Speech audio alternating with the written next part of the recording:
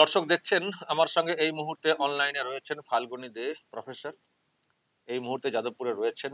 উনি ফিরেছেন, অনেক কষ্টে ফিরেছেন ইরান থেকে। মাঝে মধ্যে আমি খবর করেছিলাম যখন উনি ওখান থেকে বের হওয়ার চেষ্টা করছিলেন সেই সময়ে, মানে কিভাবে বের হচ্ছেন, কোথায় থাকছেন, তারপরে কি হলো। উনি তো কার্যত গোটা দেশটাই ঘুরে ফেলেছেন বর্ডার দিয়ে দিয়ে, এতটাই ধকল সহ্য করতে হয়েছে। তো যাই হোক, বাড়ি ফিরেছেন। আহ আপনাকে স্বাগত জানাই আরামবাগ টিভিতে, প্রথমবার অনলাইনে দিচ্ছি। আগে বলুন থ্যাংক আপনি ইউ। কবে কবে ফিরেছেন এবং কেমন আছেন? আমি গতকাল ভোর 4টে নাগাদ দিল্লি নেমেছি, এবং দিল্লি নেমে তারপর আমার 5:30 নাগাদ এয়ার ইন্ডিয়াতে ফ্লাইট ছিল দিল্লি টু কলকাতা। তো 5:30টায় দিল্লি কলকাতা ফ্লাইট ধরে আমি এই সকাল প্রায় 8টা নাগাদ আমি কলকাতা পৌঁছি। 8টা, 8:30 নাগাদ কলকাতা পৌঁছেছি। আপনার যা জার্নি। শরীর ঠিক আছে। হ্যাঁ। শরীর ঠিক আছে, কিন্তু আমি আজকে ডাক্তার দেখালাম। ডাক্তার কিছু যে ফর্মাল রুটিন চেক আপ যেটা হয়, যেহেতু একটা একটা ট্রমাটিক সিচুয়েশন, সেহেতু আমি কিছু সাইকোলজিক্যাল কাউন্সিলিং করানোর কথাও ভাবছি। সো ফিজিক্যাল মেন্টাল দুটোই দেখতে চাইছি, যাতে করে বিকজ আমাকে আমি অলরেডি কাজে জয়েনও করে গেছি। আমি গতকাল কলকাতা ফিরে আমি তারপরে সঙ্গে সঙ্গে কলেজও গেছি, কলেজে গিয়ে জয়েনও করেছি, ডিউটি জয়েন করেছি কালকে। এবার আপনি একটু এই মানে কষ্টের এই ফিরে আসা, মানে পুরো রুটটা একটু বলুন না। আপনি তেহরান থেকে বেরোলেন বাই রোড, হুম, আপনি আজারবাইজানের দিকে যাচ্ছিলেন, একটু রুটটা বলুন না এবং কিভাবে হুম, আপনি শেষ পর্যন্ত হ্যাঁ, ফিরতে পারলেন। হ্যাঁ। আপনি যেহেতু আগের খবরগুলো পড়েছেন, সেহেতু আপনাদের দর্শকরা নিশ্চয়ই জানে যে আমি তেহরানে গেছিলাম একটা মাউন্টেন এক্সপিডিশনে, অর্থাৎ যেটাকে বলা হচ্ছে পাহাড়ে উঠবার জন্য। ফলে আপনাদের দর্শকদের জন্য জানিয়ে রাখি, যারা কমেন্ট করেন, যারা আপনাদের চ্যানেল ফলো করেন পড়েন, তাদের প্রত্যেকের নিজ নিজ রাজনৈতিক অভিসন্ধি মাথায় রেখে এবং তাদের প্রত্যেকের নিজ নিজ রাজনৈতিক যেটা তাদের আইডিওলজি, সবকটাকে সম্মান জানিয়েই আমি বলছি যে সবার বিভিন্ন রকম আইডিওলজি থাকতে পারে। অ্যাডভেঞ্চার স্পোর্টস এর কোনো রাজনীতি হয় না। গোটা পৃথিবীর লোক অ্যাডভেঞ্চারের জন্য পৃথিবীর বিভিন্ন প্রান্তে যায়, এবং আমি যে ফিটটার করার কথা ভাবছি সেটা হচ্ছে আপনার ভলক্যানিক 7 সামিট বা 7 সামিট যেটাকে বলছে। অর্থাৎ পৃথিবীতে যে 7টা কন্টিনেন্ট রয়েছে, সেই 7টা কন্টিনেন্টে 7টা হাইয়েস্ট পিক আছে। তার মধ্যে কোনোটা ভলক্যানিকও হতে পারে, আবার হাইয়েস্টও হতে পারে। উদাহরণ হিসাবে আপনাকে বলতে পারি, যেমন হচ্ছে গিয়ে ধরুন আপনার এশিয়ার কথাই যদি আমরা ধরি, এশিয়ার হাইয়েস্ট হচ্ছে মাউন্ট এভারেস্ট। তো এটা হচ্ছে এশিয়ার হাইয়েস্ট। এবার এশিয়ার আগ্নেয়গিরিরও হাইয়েস্ট আছে। তো এশিয়ার আগ্নেয়গিরির হাইয়েস্ট হচ্ছে মাউন্ট দামাবান্ধ, যেটা কিনা ইরানে আছে। অতএব আমি যে ভলক্যানিক 7 সামিট করতে চাইছি, এর আগে আমি ধরুন মাউন্ট কিলিমাঞ্জারো করেছি তানজানিয়া, আফ্রিকাতে। আমি এর আগে রাশিয়া গেছি, রাশিয়াতে আপনার মাউন্ট এলব্রুজ করেছি, যেটা কিনা ইউরোপের হাইয়েস্ট। সো যে দেশে আছে সে দেশে আমাকে যেতেই হবে। অতএব ইরান যাওয়ার পেছনে আমার কোনো রাজনৈতিক উদ্দেশ্য নেই, আমার কোনো ব্যক্তিগত উদ্দেশ্য নেই, আমার কোনো আর্থিক উদ্দেশ্য নেই, আমার কোনো সামাজিক উদ্দেশ্য নেই। এটা আমার একটা অ্যাডভেঞ্চার স্পোর্টস। আমি এটা আমি ভারত আমি আমি সরকারের। বুঝতে পেরেছি আজকে আমি আপনার যখন আপনার সেখানে যাব। কথাটা। কারণ আমি দেখেছি আপনার হুম, ভিডিও করার সময় অনেকে কমেন্টে লিখেছেন দর্শকদের যে ইরান কেন গেছেন, আর কি কোথাও জায়গা জায়গা হ্যাঁ, যাওয়া, মানে জায়গা পেলেন না। এক্স্যাক্টলি, বুঝতে পেরেছি এক্স্যাক্টলি। আপনি হয়তো কমেন্টটা দেখা অর্থাৎ কমেন্ট দেখেওছেন। হ্যাঁ। এক্স্যাক্টলি। তো 7টা মহাদেশের 7টা হাইয়েস্ট পিক আছে, আমাকে সেই 7টা জায়গাতে যেতে হবে, যার মধ্যে ইরান একটা। So Iran is a must destination for me. এইটাই। এবারে আমি বাকিগুলো যদি একটা একটা করে বলি, যে যে তেহরানে যখন আটকে পড়লাম, আমার অ্যাকচুয়ালি যেদিন ফেরার ফ্লাইট ছিল সেই দিনই সকালবেলা বম্বিং হয়ে গেছে। অর্থাৎ আমি 6 ঘন্টা পরে যদি যুদ্ধ শুরু হতো, আমি 14 তারিখে দেশে ফিরে যেতাম। 14ই জুন আমি দেশে ফিরে যেতাম যদি 6 ঘন্টা পরে বম্বিংটা হতো। তো আমার দুর্ভাগ্য যে আমি 6 ঘন্টার জন্য 10 দিন আটকে পড়েছি। মাত্র 6 ঘন্টার জন্য আমি 10 দিন আটকে পড়েছিলাম। তো এটা আমার দুর্ভাগ্য হচ্ছে। তো যাই হোক, তার জন্য আমাকে অনেক সাফার করতে হয়েছে। আমি তেহরানে আটকে পড়েছিলাম যুদ্ধের কারণে। প্রায় আপনার 12, 13, 14, 15 এরকম প্রায় 4-5 দিন আমি তেহরানে হোটেলে আটকে ছিলাম। এবং আমি জানলা দিয়ে দেখতে পাচ্ছি যে ড্রোন উড়ে যাচ্ছে, আমি দূরে দেখতে পাচ্ছি মিসাইল উড়ে যাওয়ার আওয়াজ হচ্ছে। আমি দেখতে পাচ্ছি আমাদের দিওয়ালির মতো মনে হচ্ছে, যেন আমাদের দিওয়ালিতে যেমন রাতের আকাশ যেমন ফাঁকা থাকে না, ওখানে দড়াম দড়াম আওয়াজ আমি সবসময় শুনতে পাচ্ছি। জানলা দিয়ে দেখতে পাচ্ছি যে ড্রোন উড়ে যাচ্ছে, এবং সেই ড্রোন থেকে কন্টিনিউয়াসলি শুট করা হচ্ছে, একবারে গুলি ছোড়া হচ্ছে। এবং সেই ড্রোনের ভয়ঙ্কর আওয়াজ, একসঙ্গে 50টা ড্রোন উড়লে যে আওয়াজটা হয়, সেই আওয়াজ কানে নেওয়া যায়, এত ভয়ঙ্কর। দূরে যখন বোম পড়ছে, তখন আমি দেখতে পাচ্ছি আমাদের হোটেলের সামনে দিয়ে 10টা দমকলের গাড়ি ছুটে যাচ্ছে, অ্যাম্বুলেন্স ছুটে যাচ্ছে, পুলিশের গাড়ি ছুটে যাচ্ছে। তো এইগুলো একটা মানুষকে ট্রমাটাইজ করার জন্য, ভয় পাওয়ানোর জন্য যথেষ্ট। কারণ আমরা যুদ্ধ, আমরা আমাদের দেশে তো, পশ্চিমবঙ্গ আমাদের দেশে যুদ্ধ হয় না। যখন যখন ইন্ডিয়া পাকিস্তান যখন যুদ্ধ হলো, আমরা শান্তিতেই ঘুমিয়েছি। অতএব যুদ্ধ কি জিনিস আমরা দেখিনি, কিন্তু আমাকে আজকে জীবনে সেই জিনিসটা দেখতে হলো এবং আমি সেখান থেকে বেরিয়ে এলাম। তো সেই, আমি ইন্ডিয়ান এম্বাসির কাছে খুব কৃতজ্ঞ। কারণ এই যে ভারত সরকার, হ্যাঁ, ভারত সরকার আমাদেরকে যেভাবে সহযোগিতা করেছে, ভারত সরকারের কাছে আমাদের কৃতজ্ঞতা শেষ নেই।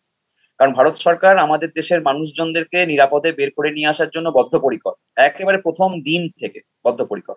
তারা আমাকে প্রথম থেকে হেল্প করেছে। এবং আপনার জানিয়ে রাখি যে আমি মাউন্টেন এক্সপিডিশন করে আসার পর এবং আমার ফ্লাইট যেদিন ছিল তার মাঝে 12ই জুন আমি ইন্ডিয়ান অ্যাম্বাসেডর যিনি আছেন, ভারতের রাষ্ট্রদূত, যিনি প্রাইম মিনিস্টারের সেক্রেটারি ছিলেন, প্রধানমন্ত্রী নরেন্দ্র মোদীর যিনি সেক্রেটারি ছিলেন, সেই সেক্রেটারি আমাকে নিমন্ত্রণ করেছিলেন আমি ওখানে পাহাড়ে গেছি বলে। উনি এতটা খুশি হয়েছেন যে আমাদের দেশ থেকে কেউ একজন এইখানে এসে মাউন্ট দামাবান চড়তে গেছে। প্রধানমন্ত্রী নরেন্দ্র মোদীর সেক্রেটারি ছিলেন যিনি, সেই রুদ্র শ্রেষ্ঠ গৌরব আমাকে চায়ে নিমন্ত্রণ করেছিলেন ওনার অফিসে। সো আমি ওনার সঙ্গে দেখা করতে গেছিলাম। তো তারপর আমি এমবাসির সঙ্গে কনস্ট্যান্টলি টাচে ছিলাম। এমবাসি আমাকে যা বলেছে আমি কনস্ট্যান্টলি সেটাই করে গেছি। হ্যাঁ, এমবাসি আমাকে বলেছে আপনি হোটেলে থাকুন, কোথাও বাইরে বেরোবেন না, আপনি হোটেলে থাকলে নিরাপদ। আমি এমবাসির কথা, ministry of foreign affairs, government of ইন্ডিয়ার কথা শুনে আমি হোটেলে থেকেছি, আমি বেরোইনি। কিন্তু হ্যাঁ, যে যুদ্ধ সম্পর্কে আমাদের যে ধারণা, মানে এটা এটা মানুষের মাথায় খুব স্পষ্ট হয়ে যাওয়া দরকার, যে যুদ্ধ সম্পর্কে আমাদের যে ধারণা, হ্যাঁ, যে যেমন ধরুন এই যে গাজা যুদ্ধ বলতে আমরা বুঝি গাজা, গাজা প্যালেস্তাইন, এগুলো আমরা বুঝি। যেখানে আমরা দেখেছি যে বিরাট বড় বড় হাসপাতাল, স্কুল, কলেজ, বিভিন্ন অফিস সব একবারে ধূলিসাৎ করে দিয়েছে। ধূলিসাৎ যাকে বলে, লিটারেলি যাকে বলে ধূলিসাৎ, ধূলিসাৎ করে দিয়েছে। কিন্তু এইখানে ইসরায়েলের যে আক্রমণ, ইসরায়েল কিন্তু খুব একটা হিউম্যানিটেরিয়ান দেখিয়েছে, হিউম্যানিটেরিয়ান ব্যাকগ্রাউন্ড দেখেছে। কি হিউম্যানিটেরিয়ান দেখিয়েছে? ওরা একটা মানবিকতা দেখিয়েছে। কি কি মানবিকতা দেখিয়েছে? বলেছে যে আমরা সিভিলিয়ানদের উপরে অ্যাটাক করব না, সিভিলিয়ানদের উপর অ্যাটাক করা আমাদের উদ্দেশ্য নয়। আমাদের উদ্দেশ্য হচ্ছে যারা ইরানে বসে যারা এই ধরনের পারমাণবিক বোমা বানানোর চেষ্টা করছে, সেই ধরনের সায়েন্টিস্ট, রিসার্চার, বিজ্ঞানী, এই টাইপের এবং বড় বড় যারা আয়াতুল্লাহ এবং অন্যান্য যারা রাষ্ট্রমন্ত্রী যারা রয়েছেন, নেতা যারা রয়েছেন, তাদেরকে আমরা সতর্ক করতে চাইছি। এইটা হচ্ছে ইসরায়েলের উদ্দেশ্য। ফলে এমবাসি আমাদেরকে বলেছে আপনারা চিন্তা নেই, ভয় নেই, আপনারা হোটেলে থাকুন, কিচ্ছু হবে না। আমি দেখেছি রাস্তাঘাটে স্বাভাবিক জনজীবন, আমি দেখেছি সেখানে রাস্তাঘাটে গাড়ি চলাচল করছে, আমি দেখেছি রাস্তাঘাটে মানুষজন দিব্যি হেঁটে যাচ্ছে, কোনো ভয় নেই, দিনের বেলা কোনো ভয় নেই। কিন্তু রাত্রিবেলা সমস্ত আক্রমণ হয়েছে রাত্রিবেলা। ফলে ইসরায়েল আক্রমণ করেছে, রাত্রিবেলা ঘটেছে। ইরান ফেরত দিয়েছে, উত্তর জবাব দিয়েছে, সেটাও রাত্রিবেলা হয়েছে। ফলে ওরা রাত্রিবেলাটাকে, যেখানে যখন কিনা মানুষ রাস্তায় বেরোয় না, তখন তারা আক্রমণটা করেছে। ফলে হ্যাঁ, এবারে ডিস্ট্রাকশন তাই বলে কি হয়নি, হয়েছে, বহু ডিস্ট্রাকশন হয়েছে, বহু বিল্ডিং ভেঙে দেওয়া হয়েছে মিসাইল মেরে। আমি মিসাইলের আওয়াজও দেখেছি, মিসাইলের ভিডিও আছে আমার কাছে, মিসাইল উঠছে আকাশে, সেই ভিডিও আছে আমার কাছে। ড্রোন উড়ে যাচ্ছে, এমন এমন ড্রোন আছে, লোকে হোটেলে ঘুমাচ্ছে রাত্রিবেলা, ড্রোন হোটেলে ঢুকে, জানলা যদি কারোর খোলা পেয়েছে, ড্রোন ঢুকে গেছে হোটেলের ভেতরে, হোটেলের রুমের ভেতরে ড্রোন ঢুকে গেছে দেখবার জন্য যে ভেতরে কারা রয়েছে, স্পাই আছে কিনা দেখার জন্য, ড্রোন ঢুকে গেছে ভেতরে। একেবারে এইরকম করে চলছে আর।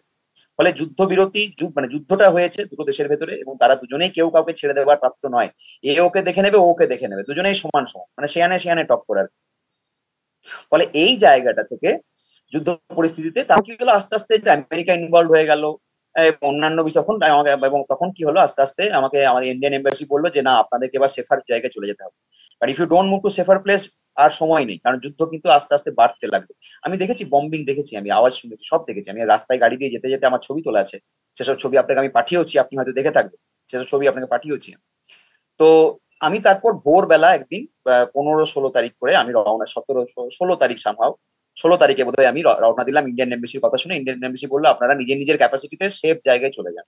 তো আমি তেহরান থেকে 900 কিলোমিটার দূরে আস্ত্রা বর্ডার, আজেরবাইজান বর্ডারে আমি চলে গেছিলাম। আজেরবাইজান বর্ডারে আমি অ্যাপ্লাই করেছিলাম ই ভিসার জন্য, কিন্তু ই ভিসা গ্রান্টেড নয়। আমি আগে আপনাদের চ্যানেলে আগেও বলেছি, ই ভিসা গ্রান্টেড নয়, ওরা আমাকে স্পেশাল মাইগ্রেশন কোড চেয়েছিল। তো সেই মাইগ্রেশন কোডের জন্য আমি আবেদনও করেছিলাম, কিন্তু 2-3 দিন হয়ে যাওয়ার পরেও ওরা আমাকে সেই মাইগ্রেশন কোড দেয়নি, কারণ ইন্ডিয়ার সঙ্গে আজেরবাইজানের diplomatic relationship is not that good, so ওরা দেয়নি। আমি সেখানে 3 দিন ওখানে প্রেয়ার হলে ছিলাম। ওখানে যে সকল প্রেয়ার হল হয় ইসলামিক কান্ট্রিতে, দেখবেন ওখানে আলাদা করে প্রেয়ার হল হয়, লবি থাকে, লবিতে ছিলাম, লবির পাশে প্রেয়ার হল হয়, ওই প্রেয়ার হলে ঘুমাচ্ছিলাম আমরা। আমি দেখেছি চোখের সামনে দিয়ে হাজার হাজার লোক চলে গেছে, লাখ লাখ লোক চলে গেছে, কিন্তু আমি একা পড়ে থেকেছি। আমি একা, অনলি ইন্ডিয়ান। 32 জন আবেদন করেছিল আজেরবাইজান ভিসার পাওয়ার জন্য, আমার নাম 1 নম্বরে ছিল, কিন্তু কোনো ভিসা রান করেনি আজেরবাইজান। তো আমি বিফল মনোরথ হয়ে আমি তখন আর্মেনিয়ার চেষ্টা করেছিলাম, কারণ আমি দেখলাম যে আর্মেনিয়া এবার, মানে ইরানের এয়ার স্পেস যেহেতু বন্ধ, অতএব ইরান থেকে যে ফেরা যাবে না আমি বুঝে গেছি তখন। So I tried for Armenia. Armenia ভিসার জন্য আবেদন করেছি। এই সকল ভিসা আবেদন করতে আমার এমার্জেন্সি আবেদন করতে, এয়ার টিকিট বুক করতে, কারণ একটা ভিসা আবেদন করতে গেলে এয়ার টিকিট দেখাতে হয়, তো হোটেল বুকিং দেখাতে হয়, এইসব দেখাতে হয়। তো সেসব করতে গিয়ে আমার অনেক টাকা নষ্ট হয়ে গেছে, আমার টাকা ছিল না, টাকা শেষ হয়ে গেছে। ডিসপাইট দ্যাট আমার যে ট্রাভেল গাইড, যে বন্ধুটা যে আমাকে পাহাড়ে নিয়ে গেছিল, সে আমাকে অনেকটা সহযোগিতা করেছে, সে আমাকে অনেক সহযোগিতা করেছে। আমার বন্ধু বান্ধবরাও অনেকে সহযোগিতা করেছে। তারা আমাকে ইন্ডিয়ান অ্যাকাউন্টে জিপে তে টাকা পাঠিয়েছে, ভেবেছে হয়তো আমি অ্যাকসেপ্ট করতে পারবো। তারা অনেক বন্ধু না জেনেই আমাকে ইন্ডিয়ান অ্যাকাউন্টে টাকা পাঠিয়ে দিয়েছে, জিপে করে, ফোন পে করে। তো যাই হোক, সকলের কাছে আমি কৃতজ্ঞ। তো তারপরে আমি আর্মেনিয়া ভিসা ট্রাই করি, আর্মেনিয়া ভিসাও আমাকে ডিক্লাইন করে।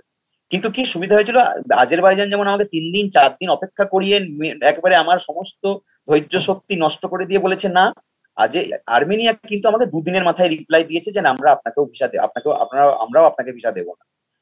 সো যখন আর্মেনিয়াও আমাকে ভিসা দিল না, তখন আমার ভীষণ, মানে মানসিক ভাবে ভেঙে পড়ি আমি আর কি। আর আমার টাকা এবার এই যে এইভাবে যাতায়াত করা, এক জায়গা থেকে এক জায়গা, এক বর্ডার থেকে আরেক বর্ডার, এক দেশ থেকে আরেক দেশ, 100-200 কিলোমিটার। আমি যখন এখান থেকে বাড়ি ফিরি, কলকাতা থেকে বাড়ি ফিরি বাসে করে যাই, তখন আমার 3 ঘন্টা জার্নি করতে আমার কোমর একবার ব্যথা হয়ে যায়, সবারই কোমর ব্যথা হয়ে যায়। কিন্তু আজকে যখন আমাকে 9 ঘন্টা 10 ঘন্টা করে জার্নি করতে হচ্ছে, 1000 কিলোমিটার এক এক স্ট্রেচে পেরোতে হচ্ছে, তখন শরীরের অবস্থা কি হতে পারে আপনি আন্দাজ করতে পারছেন। এবং তার সঙ্গে এবার মানসিক অবস্থা, খেতে টাকার অভাব, ঠিকঠাক খেতে না পাওয়া, এই বিষয়গুলো মিলিয়ে শারীরিক ভাবে তো একটা অদ্ভুত অদ্ভুত ভাবে একটা আহ মনোকষ্ট, শারীরিক কষ্ট দুটোই একসঙ্গে হয়েছে। তো আর্মেনিয়াতে যখন হলো না, তো এবার আর্মেনিয়ার খবরটা যখন এলো, তখন এইদিকে কিন্তু অপারেশন সিন্ধু খবর এসে গেছে। 19 তারিখ নাগাদ অপারেশন সিন্ধু খবরটা এসে গেছে, যে government of India, ministry of external affair আলাদা করে ইরানকে এয়ার স্পেস খুলিয়ে ইরান থেকে ইভাকুয়েশন করাচ্ছে ইন্ডিয়ানদের জন্য। তো সেটা আমার জন্য একটা বিরাট বড় খবর। তো আমি তখন দেখলাম যে আবার আমাকে পেরোতে হবে সেই আবার 1700 কিলোমিটার যেতে হবে। কারণ আমাকে যদি ইরান হয়ে যেতে হয়, তাহলে আমাকে সেই 1700 কিলোমিটার পাড়ি আমাকে দিতেই হবে। তো সেই 1700 কিলোমিটার পাড়ি দিতে আমার সময় লেগেছিল প্রায় 20 ঘন্টা। দর্শক হয়তো শুনে ভাবছে আমি হয়তো মজা করতে গেছি, আনন্দ করতে গেছি, টাকা রোজগার করতে গেছি। অনেকে অনেক কথা লিখেছেন, আমি দেখেছি, টাকা রোজগার করতে গেছি, অনেকেই লিখেছেন, কিন্তু তা নয় বন্ধু। মানুষ, আমার জীবনে একটা স্বপ্ন আছে, সেই স্বপ্ন পূরণের জন্য গেছি। আমরা মানুষ তো একটা স্বপ্ন নিয়ে বাঁচছে, সেই স্বপ্ন পূরণের জন্য গেছি। 7টা মহাদেশে 7টা পিক করতে গেলে আমাকে আজ নয় কাল, কাল নয় পরশু আমাকে ইরান যেতেই হবে, সেটা আমাকে করতে হবে। এই আর কি। তো যাই হোক আর কি, তারপর আমি রওনা দিলাম, ভোরবেলা রওনা দিলাম। ট্যাক্সি ড্রাইভার আমার $300 নিল, $300। 1700 কিলোমিটার যেতে $300, ভারতীয় মুদ্রায় প্রায় 25,000 টাকা। তো আলটিমেটলি আমি তারপর রওনা দিলাম ভোরবেলা, ভোর 3টের সময় রওনা দিলাম। এবং ভোর 3টের সময় রওনা দেওয়ার পর তারপর আমি 20 ঘন্টা ট্রাভেল করে রাত 12টার সময় মাসাদ পৌঁছালাম। শরীরে একবারে কিছু নেই, কারণ যেটা যে গাড়ি পিছু তেল বেঁধে দিয়েছে। মানে তো তেলের ট্যাঙ্ক, তেলের তো খুব সস্তা, কিন্তু তেল, গাড়ি পিছু তেল বেঁধে দিয়েছে সরকার, যে সবাই at a stretch 100 litre 200 litre তেল নিয়ে নেবে, এটা সরকার এলাও করেন। ফলে সরকার at a stretch 20 litre, maximum একটা গাড়ি 20 লিটার তেল নিতে পারে, বেঁধে দিয়েছে। অতএব তেল যখনই শেষ হয়ে যাচ্ছে, এবারে 120 কিলোমিটার বেগে গাড়ি চলছে, তো সেই তেল যখনই শেষ হয়ে যাচ্ছে আমাকে আবার কোথাও একটা দাঁড়াতে হচ্ছে, কোনো একটা পেট্রোল পাম্পে দাঁড়াতে হচ্ছে। সেখানে পেট্রোল পাম্পে গাড়ির লাইন, রাস্তায় জ্যাম, হ্যাঁ, খাবার জন্য দাঁড়াতে হচ্ছে, টয়লেটের জন্য দাঁড়াতে হচ্ছে। ফলে জীবনটা কষ্টের জীবন, সুখের জীবন নয়, কষ্টের জীবন। কষ্ট করে বেঁচে থাকা, কষ্ট করে স্বপ্ন পূরণ করা। কেউ টাকা দেয় না, নিজের টাকাই যেতে হয়, টাকা উল্টে দিতে হয়, গেলে টাকা পাওয়া যায় না, উল্টে টাকা নিজের পকেট থেকে দিতে হয় স্বপ্নের জন্য, স্বপ্ন পূরণের জন্য। টাকা কেউ দেয় না। তো তারপর আমি রওনা দিলাম, রওনা দেওয়ার পর আমি ওই প্রায় রাত্রি 12টার সময় পৌঁছলাম, আমি বললাম। তো মাসাদ পৌঁছে যাওয়ার পর আমার আমার খুব একটু শান্তি পেয়েছি, কারণ গভর্নমেন্ট অফ ইন্ডিয়া আমার টোটাল ব্যাপারটা টেক ওভার করে নিয়েছে। তারা আমার থাকা, তারা আমার খাওয়া, তারা আমার যাতায়াত, টোটাল সবটা দেখে নিয়েছে। সেই জন্য আমি গভর্নমেন্ট অফ ইন্ডিয়ার কাছে ভীষণ কৃতজ্ঞ, নরেন্দ্র মোদীর কাছে ভীষণ কৃতজ্ঞ, বিদেশ মন্ত্রী জয়শঙ্করের কাছে ভীষণ কৃতজ্ঞ, মিনিস্ট্রি অফ এক্সটার্নাল অ্যাফেয়ারের কাছে ভীষণ কৃতজ্ঞ, যারা আমার জন্য এই এত ব্যবস্থা করে দিচ্ছে।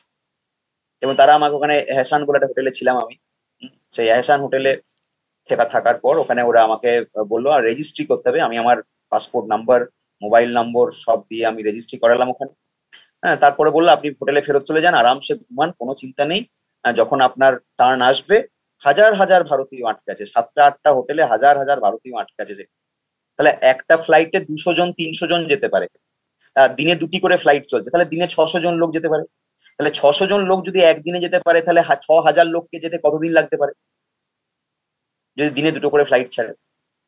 অতএব অপেক্ষা করতে হয়েছে, অপেক্ষা করতে হয়েছে। আমার এমন এমন অনেক বন্ধু আছে যারা অপেক্ষা করেছে, হ্যাঁ, এবং তারা সেখানে আমাকে সহযোগিতা করেছে, তারাও বলেছে যে অপেক্ষা করো, হয়ে যাবে। কিন্তু আমি 2 দিন মাত্র অপেক্ষা করাতেই আমার কিন্তু টিকিট কনফার্ম হয়ে গেছে। আমাকে এম্বাসি থেকে ফোন করে 11-12টা একটা নাগাদ ফোন করে এম্বাসি 23 তারিখে, 23 তারিখ 11টা 12, 23শে জুন, 23শে জুন 11টা 12টা নাগাদ এম্বাসি আমাকে ফোন করে যে আপনি ফাল্গুনিতে বলছেন না? হ্যাঁ, আপনার আজই ইভিনিং এ ফ্লাইট আপনার। তো তখন তো আমি আনন্দে উৎপেলিত অ্যাকচুয়ালি,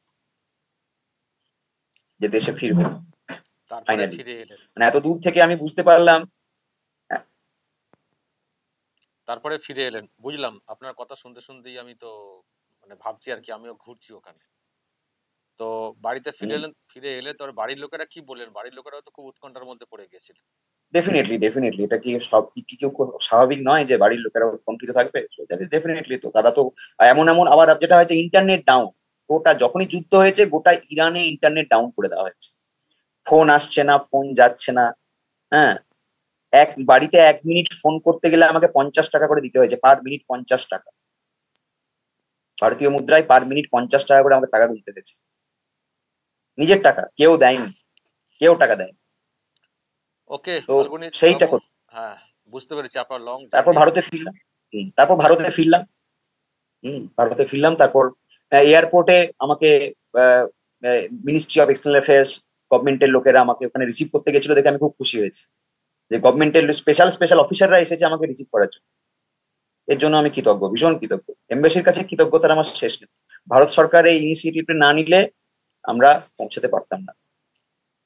আচ্ছা, এই যে পরমাণু পরমাণু নিয়ে কথা হয়, ওরা বলছে যে আমরা পরমাণু কিছু করছি না, অথচ আমাদেরকে এরকম বলা হচ্ছে। ওখানকার মানুষের সঙ্গে আপনার কখন আলোচনা হয়েছে যে ইরান কি সত্যি পরমাণু বোমা বানাতে চাইছে? ওখানকার আম পাবলিক তাদের কি মত? আম পাবলিক, দেখুন, আম পাবলিক কিন্তু সরকারের পক্ষে নেই।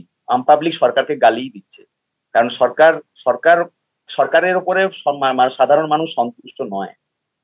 ইরানের সরকারের উপরে সাধারণ মানুষ সন্তুষ্ট নয়, ফলে তারা একটু তো এই বিষয়গুলোতে মাথায় রাখছেই আর কি। তো তারা সরকারের এই যুদ্ধ পরিস্থিতির জন্য তারা ইরানকেই দায়ী করছে, যে আমাদের সরকার কেন এই ধরনের সিদ্ধান্ত নেবে, এই বিষয়ে আর কি। তবে কি, আমেরিকার ইনভলভমেন্টে মানুষ মেনে নিচ্ছে না। কিন্তু যেটা ছড়াচ্ছে যে ওরা বোমা বাঁধতে চাইছে, আমি সেটাই বলছি। পাবলিক ওখানকার কি মনে করে যে সত্যি কি তারা বোমা বাঁধতে চাইছে? পাবলিক মনে করে, দেখুন, দেখুন, তলায় তলায় যে ওরা বোমা বানাচ্ছে না, এটা আমিও অনিশ্চিত নই। হুম, তলায় তলায় যে ওরা বোমা বানাচ্ছে না, এটাও আমি অনিশ্চিত নই। কারণ বোমা যে বানাচ্ছে সে খবর ইসরায়েলের হাতে আছে, সাধারণ মানুষও জানে যে এরকম একটা ব্যাপার হয়তো হচ্ছে কোথাও। কিন্তু তা সত্ত্বেও আপনি বলছেন যে সরকার পক্ষের প্রতি সমর্থন সাধারণ মানুষের সেই অর্থে নেই। নেই, নেই, নেই, নেই, কারণ সরকারের কিছু আপনার কি বলবো, মানে যেটাকে আপনার অর্থোডক্স মাইন্ডসেট, বা সরকারের যেটা আপনার কি বলবো, মানে একটা স্টিরিওটাইপ মাইন্ডসেট, সেইখান থেকে সাধারণ মানুষ কিন্তু বেরিয়ে আসতে চাইছে। ইরানের সাধারণ মানুষ অর্থোডক্স স্টিরিওটাইপ মাইন্ডসেট থেকে বেরিয়ে আসতে চাইছে। কিন্তু এই যে হামলা হলো, এর জেরে কি আবার ঐক্যবদ্ধ হয়ে গেল নাকি সরকারের প্রতি সমর্থন করে? এখন সব মানুষের, দেখুন, মানুষ তার এখানে তো ভোটের ব্যাপার নেই, কারণ ইরানে হচ্ছে, আবার ইরানে কিন্তু ডেমোক্রেটিক কান্ট্রি যেহেতু নয়, সেহেতু ইরানে মানুষের হাতে তো কোনো ক্ষমতা নেই। হ্যাঁ, মানুষ কিছু করতে পারে না ওখানে, এই হচ্ছে সমস্যা। সেই 89 সাল থেকে একই লোক বসে আছে চেয়ারে, সেই 89 সাল থেকে একই লোক চেয়ারে বসে আছে, তাহলে কি করে হতে পারে? ওকে, আর ওখানে খাওয়া দাওয়া কেমন?